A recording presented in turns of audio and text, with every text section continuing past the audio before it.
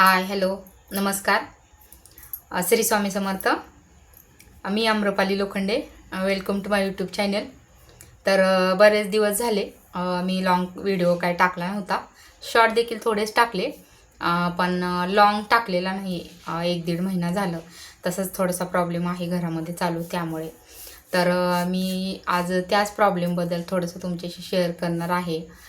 मिस्टरांचा जरा ॲक्सिडेंट झाला होता 1 महिन्यापूर्वी आणि त्यांना पायाचं त्यांच्या ऑपरेशन झाले बऱ्यापैकी, म्हणजे प्लेट वगैरे असं टाकून ऑपरेशन केलेलं आहे. मग सध्या घरची परिस्थिती खूप वाईट आहे, खूप वाईट आहे. कारण करणारच माणूस असं घरामध्ये बसलेला आहे आणि मला तर बाहेर कुठल्या गोष्टीची सवय नाही आहे काही आणायचं. जे काय मी काही आणू शकते, पण फक्त त्यांच्यासोबत जाऊन मी काही गोष्टी घेऊन यायचे. पण आता कसं झालं, सगळ्या गोष्टीची जबाबदारी माझ्यावरतीच पडली. कारण घरात दुसरं कोणीच नाही आहे, करणारच हे असं पडले घरामध्ये झोपून.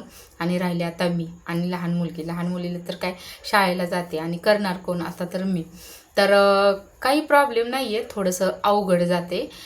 कारण कसं कधी गोष्टी केलेल्या नाही आहेत ना, घरातल्याच गोष्टी बघितलेल्या आहेत, बाहेरच्या गोष्टी काही बघितलेल्या नाही आहेत, केलेल्या नाही, तिथपर्यंत मी कधी पोचलेली नाही आहे. त्यामुळे थोडंसं अवघड फील होते. बाकी काय नाही, पण आय कॅन मॅनेज, मी करू शकते मॅनेज, एवढं काय नाही. कारण आता उगाच म्हणतात का बायकोला नवऱ्याची अर्धांगिनी असते, नवऱ्याचं सगळं अर्ध दुःख हे बायकोनं सहन करावं लागतं आणि त्यालाच तर अर्धांगिनी म्हणतात. नवरा पडलाय तर आपण बायकोने खंबीरपणे उभं राहायचं, असं रडत बसायचं नाही किंवा असं रडत पडत बसायचं नाही. आपण खंबीरपणे येणाऱ्या गोष्टींना सामोरं जायचं.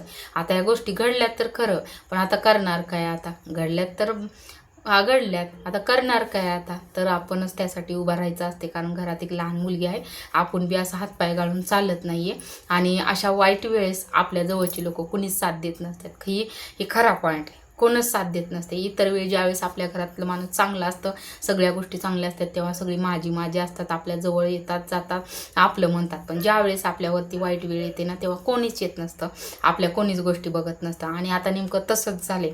आज माझ्या घरची परिस्थिती किंवा दवाखान्याची, आज जे कोणी जवळची व्यक्ती असं ते उमऱ्याच्या बाहेरच आपल्या सोबत होते, उमऱ्याच्या आतमध्ये कोणीच नाही. आज 1 महिना झाला माझ्या घरात किराणा नव्हता. आणि ज्या दिवशी मिस्टर पडले त्या दिवशी आम्हाला किराणा आणायला डीमार्टला जायचं होतं. कारण दिवाळीमध्ये किराणा भरलेला होता. त्यानंतर 3 महिन्यानंतर आत्ता किराणा, कारण 3 महिन्याचा किराणा आणलेला होता डीमार्टमधून. त्यानंतर आत्ता ज्या दिवशी चला म्हणलं किराणा आणायला, त्या दिवशी संध्याकाळी मिस्टर गाडीहून पडले. डायरेक्ट हॉस्पिटलाइज केलं ते तिकडं, आम्ही घरी. अशी बेकार परिस्थिती घडलेली आहे. आणि त्यानंतर घरामध्ये काही किराणा वगैरे नव्हता. तर 1 महिन्यामध्ये ह्या दवाखान्याच्या टेन्शनमध्ये मी हाय असं कसं बसं भागवलं. चला म्हटलं हे बघायचं पहिले, किराण्याचं वगैरे नंतर जाऊ दे काही गोष्टींचं.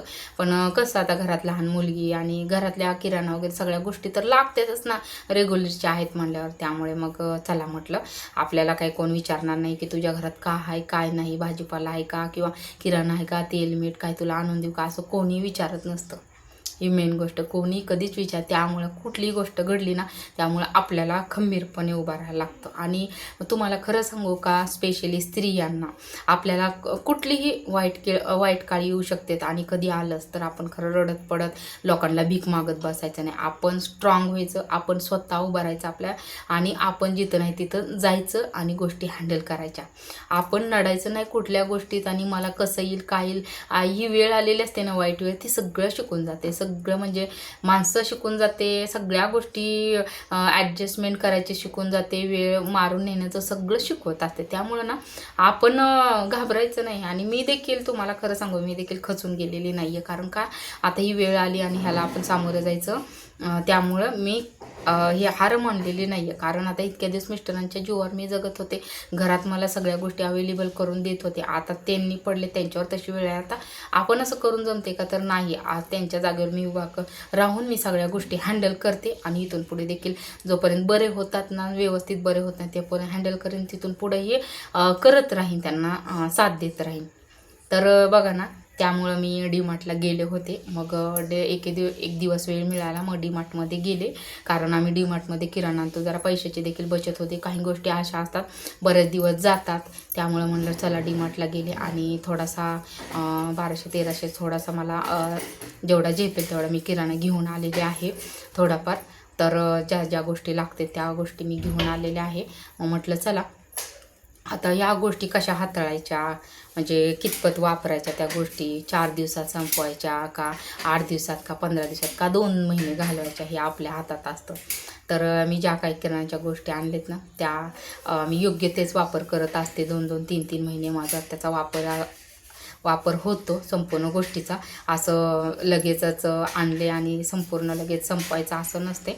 तर त्या गोष्टीचा आपल्या हातातच असतं कसा वापर करायचा. त्यामुळे त्या जास्त काळ टिकल्या पाहिजेत आणि चांगल्या असतात त्या गोष्टी. मला खूप अनुभव आलेला आहे. तर मी बरेच वर्ष झाले डीमार्टमधून किराणा भरते, त्यामुळे मी तिथं गेले आणि तिथून थोडा बऱ्यापैकी किराणा मी घेऊन आले.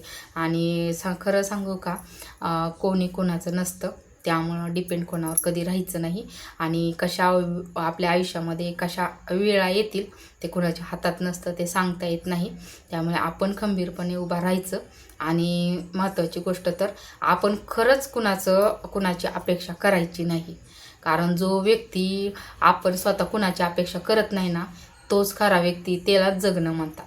लोकांच्या अपेक्षावर जगणं म्हणत नाही आहेत. आपल्या स्वकष्टावर जगणं, आपल्या गोष्टी आपणच हँडल करणं, त्याला आयुष्य, त्याला जगणं म्हणते. तर नाहीतर काही आम्हाला असा प्रॉब्लेम झाला आहे आणि आमच्या प्रॉब्लेममुळे आम्ही दुसऱ्याला पण त्रास द्यायचा, ते असं गोष्टी करायच्या नाही. तर आपल्याला जरी प्रॉब्लेम झाले तरी त्यातून मार्ग काढत चालायचा आणि आपल्या गोष्टी आपण हँडल करायच्या. कारण त्या काही 1 दिवसाच्या असतात का रोजच्याच असतात. त्यामुळे आपण इतरांना तर भीक मागायचीच नाही.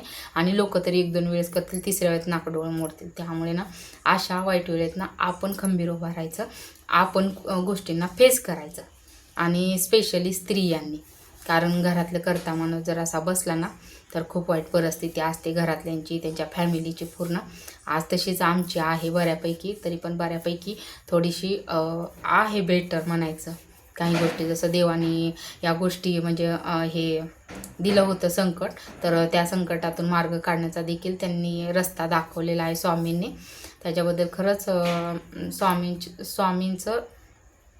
स्वामींवर त्याच्यामुळेच माझा खूप विश्वास आहे की स्वामींनी मला ह्या गोष्टी संकट आणून दिलं होतं, पण मार्ग देखील दाखवला. त्यामुळं श्री स्वामी समर्थ. तर बघा, तुम्हाला मी माझा किराणा दाखवते. स्पेशली काय आणलेलं आहे ते तुम्हाला व्हिडिओमध्ये दाखवता येईल. आणि मी आता रोज माझं होईल तसं, वेळ मिळेल तसं नवीन व्हिडिओ मी तुम्हाला बघायला मिळतील. आणि मला सपोर्ट करा. माझे व्हिडिओ तुम्हाला आवडतात का हे मला नक्की सांगा. लाईक करा, कमेंट करा, सबस्क्राईब करा. धन्यवाद. हाय, तर चला, आज गेले होते मी डीमार्टला. 1 महिना झाला घरात काहीच किराणा नव्हता. तसंच कसं तरी भागवलं होतं. ज्या दिवशी मिस्टर गाडीहून पडले त्या दिवशी खरं तर किराणा भरायचा होता, पण भरता आला नाही. मग म्हटलं चला आज तरी किराणा आणायला जावं. आम्ही नेहमी डीमार्टमधून 1-2 महिन्याचा बाजार भरतो आणि जरा बरा पडतो, पैशाची देखील बचत होते. पण आता अशा वेळी आपल्यावर वाईट वेळ आल्यानंतर जवळचं कुणीच आपल्याला सपोर्ट करत नसतं. मग म्हटलं चला, मिस्टर पडलेत ना, मी तर आहे ना, मला तरी कधी जबाबदारी समजणार. तर मी म्हटलं चला, आपल्याला ज्या काही गोष्टी लागणार आहेत त्या घेऊन याव्या. आपण अशा वेळी कोणावर डिपेंड राहायचं नाही.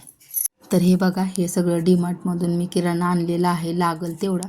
कारण घरात धान्य वगैरे आहे, ज्वारी, गहू, चटण्या वगैरे आहे. थोडं बाकीचं हे जेवढं नव्हतं ना तेवढं लागेल तेवढं साहित्य किराणा मी एवढा नव्हता घरामध्ये न्यायची गरज होती, त्यामुळे हे मी घेऊन आलेले आहेत. हे बघा लिक्विड, हे कात्या वगैरे, डाळी थोड्या. मिस्टरांना नॉनव्हेज खायला सांगितले अजून महिनाभर जखम भरून येण्यासाठी, त्यामुळे मी डाळी वगैरे जास्त लागणार नाहीत म्हणून थोड्याच आणल्यात. लागेल एवढ्या नंतर आणता येतील. आत्ता काही जास्तीची गरज नाही. हे भांड्याचं लिक्विड वगैरे कसं 2-3 महिने आरामशीर जातं.